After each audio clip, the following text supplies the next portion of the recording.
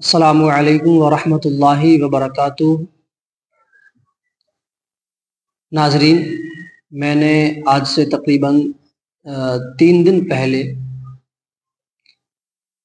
ایک ویڈیو بنایا تھا نماز کے تعلق سے، اور وہ ویڈیو میں نے اس کتاب فتاوی فیض الرسول کے حوالے سے بنایا تھا کہ دیوبندی امام کے پیچھے نماز پڑھیں یا نہ پڑھیں، یا اس کے پیچھے نماز پڑھنے کا کیا حکم ہے۔ اس ویڈیو کو لے کر کے کافی سارے لوگوں نے اپنے اپنے حساب سے جو جس کے ذہن میں جیسی بات آئی کہی، کومنٹس کرے، اور کومنٹس تقریباً 60 کے آس پاس ہو چکے۔ اور اگر میں سارے کومنٹس پڑھ کر کے سب کے الگ الگ جواب دوں تو ایک بہت لمبا ویڈیو بن سکتا ہے اور کافی ٹائم بھی چلا جائے گا اس میں۔ میں نے چاہا کہ ایک مختصر ویڈیو کے اندر، چھوٹی سی ویڈیو میں ہی ساری باتیں کہہ دی جائیں، تاکہ آپ لوگوں کو اچھے طریقے سے سچائی آپ کے سامنے آ جائے اور آپ جان جائیں کہ حقیقت کیا ہے۔ ناظرین، میرا مقصد کسی کو تکلیف دینا نہیں۔ پہلی چیز تو آپ یہ یاد رکھیں کہ میرا وہ ویڈیو میں نے جو بنایا تھا، اب بھی اپلوڈ ہے، آپ جا کر کے یوٹیوب پہ دیکھ سکتے ہیں، وہ سنیوں کے لیے بنایا ہے میں نے، ان سنیوں کے لیے، ان سنی مسلک بریلویت، بریل مسلک اعلیٰ حضرت کے ماننے والوں کے لیے، عوام الناس کے لیے، کہ جو لوگ دھوکے میں دیوبندی پیچھے جا کر کے نماز پڑھ لیتے ہیں اور وہ سوچتے ہیں کہ جب کوئی مسجد نہیں یا کوئی عیدگاہ نہیں ہے اور ایک ہی جماعت ہو رہی ہے تو ہم کہاں پر جائیں۔ یہ ان کے لیے پیغام تھا، مگر اس پہ کافی سارے دیوبندیوں نے اعتراضات کرے اور طرح طرح کے اعتراضات کرے، جس کے جائز ذہن میں بات آئی کہی۔ میں اب یہاں پر چند سوالات کرتا ہوں۔ جیسے کہ ایک بھائی نے کومنٹ کیا تھا کہ نماز تو اللہ تعالیٰ قبول کرنے والا ہے، کس کی قبول کرے گا کس کی نہیں کرے گا، تو آپ کو کیسے خبر کہ آپ نے یہ کہہ دیا کہ نماز ہوگی یا نہیں ہوگی۔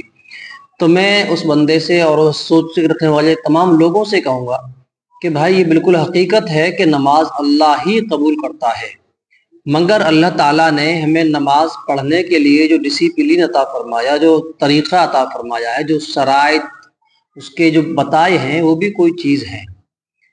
ایسا نہیں ہے کہ آپ کے دل میں جیسی آئے آپ پڑھ کر کے چلے جائیں اور سوچیں کہ اللہ قبول فرما لے گا، پہلی چیز۔ دوسری بات دیکھیے کہ نماز جب ہم پڑھتے ہیں تو اس کی شرائط ہوتے ہیں، جس کے پیچھے ہم نماز پڑھتے ہیں، جس کو امام بناتے ہیں، اس کے بھی شرائط ہوتے ہیں۔ اور اگر شرائط کوئی چیز نہیں ہے، اگر شرائط نماز کوئی چیز نہیں ہے آپ کی نظروں میں، آپ چاہتے ہو جس کے پیچھے پڑھ لو ہو جائے گی، تو پہلی بات تو یہ ہے کہ آپ بغیر وضو کے نماز کیوں نہیں پڑھتے؟ اگر نماز کو بغیر وضو کے پڑھا جائے تو ہوگی یا نہیں، تمہیں کیسے پتا ہے؟ اگر کوئی بندہ بغیر وضو کے نماز پڑھ لے تو ہر بندہ یہ کہتا ہے کہ نماز نہیں ہوگی، دوبارہ سے وضو کر کے نماز پڑھ۔ بھئی تجھے کیسے پتا چلا کہ نماز ہوگی؟ نماز اللہ قبول کرے گا، تجھے کیسے خبر اس کی کہ اس نے بغیر وضو پڑھے اللہ قبول نہیں کرے گا؟ اگر کسی بندے نے نماز حالت ناپاکی میں پڑھ لی تو اسے پڑھنے دے۔ اب اگر کوئی یہ کہتا ہے کہ نماز کو دوبارہ پڑھ، تو ناپاک تھا، تو تجھے کیسے پتا چلے گا اللہ نے قبول کرے کہ نہیں کری؟ اسی چیز کا نام تو شریعت ہے کہ اگر بندہ ناپاکی کی حالت میں یا بغیر وضو کے نماز پڑھے گا تو نماز نہیں ہوگی، کیونکہ شریعت نے منع فرمایا ہے۔ تو جس طریقے سے شریعت نے یہ منع فرمایا ہے کہ بغیر وضو کے حالت ناپاکی میں نماز نہیں ہوتی ہے، کعبے کی طرف منہ نہ ہو تو نماز نہیں ہوتی ہے، جسم پاک نہ ہو تو نماز نہیں ہوتی ہے، کپڑے پاک نہ ہو تو نماز نہیں ہوتی ہے، اور نماز پڑھ بھی رہے ہیں اور نماز میں کوئی ایسی چیز ہو جائے جیسے وضو ٹوٹنا ہے، غسل فرض ہونا ہے، اور بہت سے معاملات ہیں، تو نماز ٹوٹ جاتی ہے، تو نماز کو دوبارہ پڑھنا پڑتا ہے۔ تو شریعت کے کچھ اصول بھی کوئی چیز ہوتی ہے۔ ایسے ہی شریعت نے ایک اصول بنایا ہے کہ جس کے پیچھے ہم نماز پڑھیں، جس امام کو جس شخص کو اپنا امام بنائیں، وہ اس قابل ہو۔ اس کے بھی شرائط ہیں، اور شرائطوں میں سب سے پہلی شرط یہ ہے کہ وہ مسلمان ہو، اس کا عقیدہ صحیح ہو، اس کا عقیدہ حدیث و قرآن کے مطابق ہو، اللہ رسول کے گستاخ نہ ہو، تب تمام شرائط اس میں پائے جائیں، تب جا کے اس کے پیچھے نماز ہوتی ہے۔ نماز کوئی اتنی ہلکی چیز نہیں ہے کہ آپ جہاں چاہو پڑھ لو، جس کے پیچھے پڑھ لو ہو جائے گی۔ تو یہ پہلا جواب میرا اس کے لیے تھا جو یہ کہتے اللہ قبول کرے گا، جیسے چاہو ویسے پڑھتے رہو۔ دوسری بات یہ ہے ان لوگوں کے لیے جو یہ کہتے ہیں کہ دیوبندی کے پیچھے نماز کیوں نہیں ہوگی، تو یہ بات یاد رکھیے، آپ کسی بھی دیوبندی عالم کے پاس جائیں اور جا کر کے اس سے کہیں کہ قادیانی مرزا غلام احمد قادیانی جو تھا اس کو نبی جو لوگ مانتے ہیں ان کے پیچھے نماز ہوگی کہ نہیں ہوگی. دیوبندی عالموں سے پوچھئے کہ شیعوں کے پیچھے نماز ہوگی کہ نہیں ہوگی، کیونکہ شیعہ حضرت ابوبکر صدیق کے گستاخ ہیں. شیعوں کی ٹولیاں صحاباؤں کو گالیاں دیتی ہیں، ان کے پیچھے نماز ہوگی کہ نہیں ہوگی. دوسری بات، دیوبندیوں سے پوچھئے، جو دیوبندی کے عالم ہیں، علماء ہیں، ان سے پوچھئے کہ جو بندہ اللہ اس کے رسول گستاخ ہو اس کے پیچھے نماز ہوگی کہ نہیں ہوگی، تو یقیناً آپ کے عالم یہی جواب دیں گے کہ جو شخص اللہ اور اس کے رسول گستاخ ہو، چاہے وہ قادیانی ہو، چاہے وہ خارجی ہو، چاہے وہ رافضی ہو، چاہے وہ شیعہ ہو، کسی بھی فرقے کا ہو جو گستاخ ہے، جس نے اللہ اور رسول شان میں گستاخی کی ہے، صحاباؤں کے شان میں گستاخیاں کی ہیں، ان کے پیچھے نماز نہیں ہوگی. جن کے عقائد اچھے نہیں، ان کے پیچھے نماز نہیں ہوگی. اسی طریقے سے ہمارا بھی یہ کہنا ہے کہ علماء دیوبندیت کے عقائد بہتر نہیں ہیں، ان کے عقائدوں میں فساد ہے، ان کے عقائد باطل ہیں، انہوں پر فتوی کفر بھی لگا ہوا ہے، اس لیے ان کے پیچھے بھی نماز نہیں ہوگی. دوسری بات، ایک بات یاد نوٹ کریں کہ جو لوگ سب کے پیچھے نماز پڑھتے ہیں، صرف میرا سے ایک مطالبہ ہے، جو یہ کہتے ہیں کہ ہم تو سب کے پیچھے پڑھ لیں گے، چاہے دیوبندی مل جائے، سنی ہو، شیعہ ہو، اہل حدیث ہو، کسی بھی فرقے کا ہو، ہماری نماز تو سب کے پیچھے ہو جاتی ہے.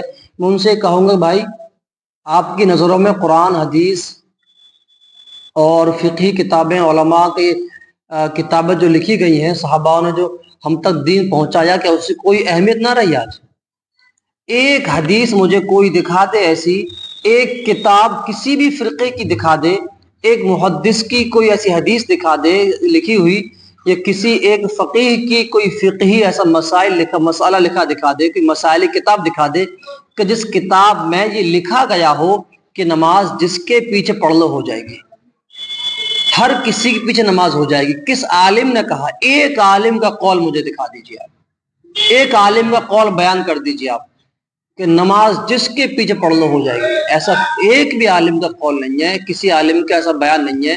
نماز اسی کے پیچھے ہوگی جو اللہ اس کے رسول کے اتباع کرنے والا ہے، اور جس کو میں نبی پاک نے فرمایا کہ جو نبی اور صحابہ کے طریقے پر ہے اسی کے پیچھے نماز ہوگی.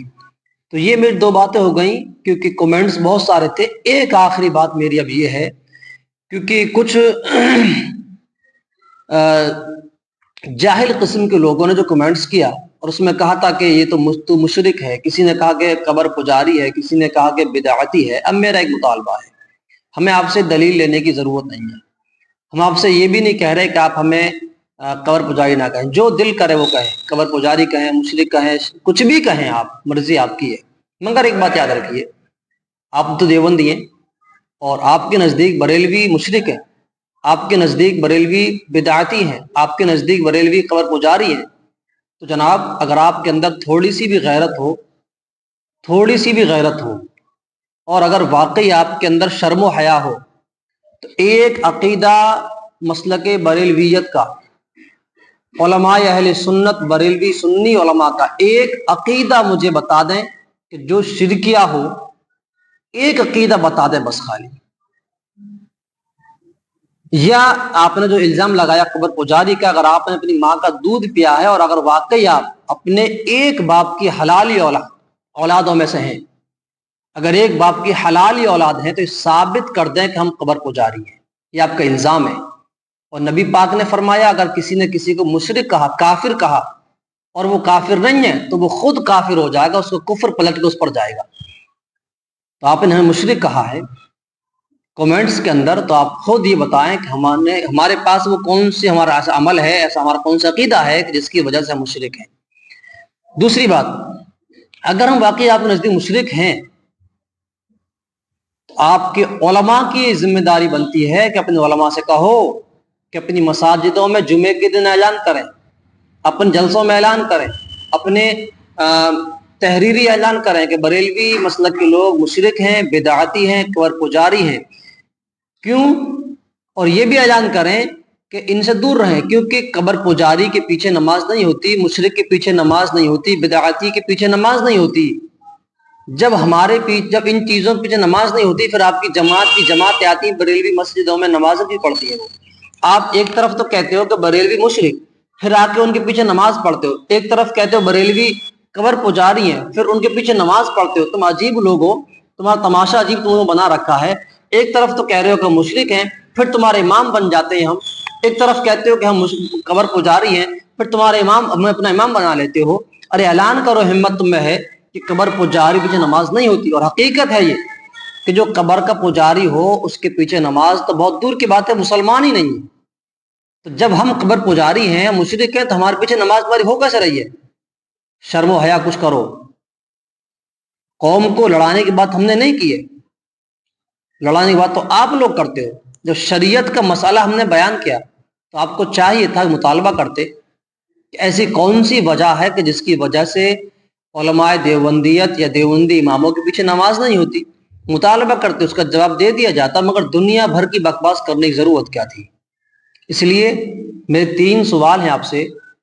جتنے بھی دیوبندی میرے اس ویڈیو کو دیکھ رہے ہیں ان سے میری گزارش ہے، اپیل ہے کہ آپ فتنہ نہ پھیلائیں بلکہ ان کے جواب لے کر کے آئیں. اگر بریلوی مشرک، پہلا سوال یاد رکھیے، بریلوی مشرک ہیں تو ان کے پیچھے نماز کیسے تمہاری ہوتی ہے؟ دوسری بات یہ ہے کہ کون سی کتاب میں لکھا ہے کہ نماز ہر فرقے والے کے پیچھے ہو جائے گی؟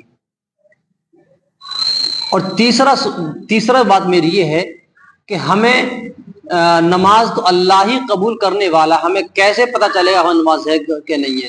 تو یہ شرائط جو لکھے ہیں کتاب، ان کا کیا ہوگا؟ جو شرائط ہمیں کرنا، حقیقت ہے کہ رب ہی نماز قبول کرنے والا ہے. ہمیں کرنا یہ چاہیے کہ ہمارے پاس جو شرائط ہمیں ملے حدیث و قرآن سے، کتابوں سے، علماء کی کتابوں سے ملے ہیں، ہم ان کتابوں کے مسائلوں کو پڑھیں، ان پر عمل کریں. جیسی ہم سے توفیق، اللہ نے توفیق بخشی ہے، ان پر عمل کریں. جو چیز ضروریات دین میں سے ان کو مانیں، ان پر عمل کریں. اس کے بعد رب کی مرضی ہے، وہ چاہے قبول کرے چاہے نہ کرے. مگر ہم یہ نہیں کہہ سکتے کہ ہمیں نہیں پتہ. جب ہم نے عمل اللہ کے فرمان کے مطابق کیا ہے تو ہمیں یقین ہے، اللہ کی رحمت سے بھی امید ہے کہ نماز قبول بھی ہوگی انشاءاللہ العزیز.